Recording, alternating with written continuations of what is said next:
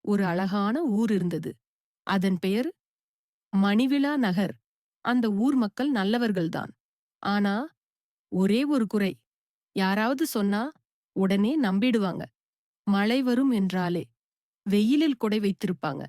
பசு புல்ல சாப்பிடல என்றால் இது சோதனை காலம் என்பார்கள். ஒரு நாள் வானத்தில் ஒரு கருப்பு காக்கா பறந்தது. அது சாதாரண காக்கா இல்ல. அது புத்திசாலி, அறிவுமிக்க, வித்தியாசமான அறிவுள்ள காக்கா. காட்டில் பிறந்தது. ஆனால் உலகத்தை பார்ப்பதற்கு வானத்தில் பறந்தது. ஊரை கவனித்ததும் அது சொன்னது, இவர்கள் யோசிக்கவே மாட்டாங்களா? ஒரு பெரிய மரத்தில் கூடு கட்டி அங்குதான் தங்கியது. மரத்து கீழே ஒரு சின்ன பையன் விளையாடிக் கொண்டிருந்தான். அப்போ அந்த மரத்திலிருந்து காக்கா பேச ஆரம்பிச்சது. "ஓய் சிறுபிள்ளையே, சத்தம் போடாத, சிந்திச்சு விளையாடு." பையன் வாயை பிதுங்கி பார்த்தான். அடடா, பேசும் காக்கா! உடனே ஊருக்கு போய் சொன்னான். ஊரே ஓடிட்டு வந்தது பேசும் காக்காவை பார்க்க. மக்கள் கேட்டாங்க, "ஓ காக்கா, நீ நம்மளுக்கு வழிகாட்டணும்." காக்கா மெதுவாக, "யாராவது சொன்னா விசாரிக்காம நம்புறீங்களா?" மக்கள், "ஆமா சார், எங்களுக்கே யோசிக்க தெரியல." காக்கா, "சிந்திக்க தெரிஞ்சாதான் வாழ்க்கை நம்ம கையில இருக்கும்." மக்கள் ஒத்துக்கிட்டாங்க.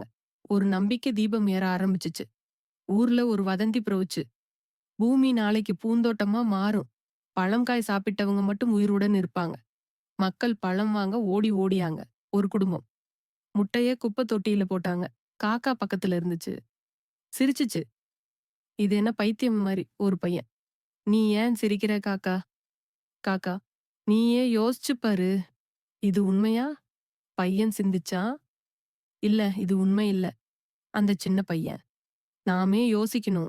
இல்லன்னா யாரும் நம்ம ஏமாத்தலாம்." மக்கள் மெதுவாக சிந்திக்க ஆரம்பிச்சாங்க. காக்காவை வணங்கும் ஊர் இப்போது சிந்தனையை வணங்கும் ஊர் ஆனது. காக்கா மரத்திலிருந்து பறந்தது. "இந்த ஊர் இப்போ உண்மையிலேயே புத்திசாலி. நான் வேற ஒரு ஊருக்கு பறக்கிறேன்." மக்கள் கைதட்டி கண்ணீருடன் சொன்னாங்க. "நன்றி அறிவு காக்கா." காக்கா வானத்தில் பறந்துச்சு.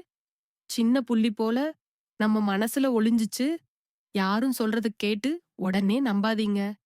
உங்களுக்குள்ளேயே அறிவு இருக்கு. அதை வளர்த்துக் கொள்ளுங்க. நீங்களும் புத்திசாலி ஆகலாம். யோசிக்க தெரிஞ்சா மட்டும் போதும். எப்படி இருந்துச்சு காக்காவின் அறிவு பயணம்? உங்களுக்கும் தெரியுமே. யாரும் சொன்னதை மட்டும் நம்பக்கூடாது. சிந்திச்சு பாருங்க. இதே மாதிரி புத்திசாலி கதைகள் பல இருக்குது. சப்ஸ்கிரைப் பண்ணுங்க, லைக் பண்ணுங்க, நண்பர்களுடன் ஷேர் பண்ணுங்க. அடுத்த கதையில சந்திக்கலாம். Bye by.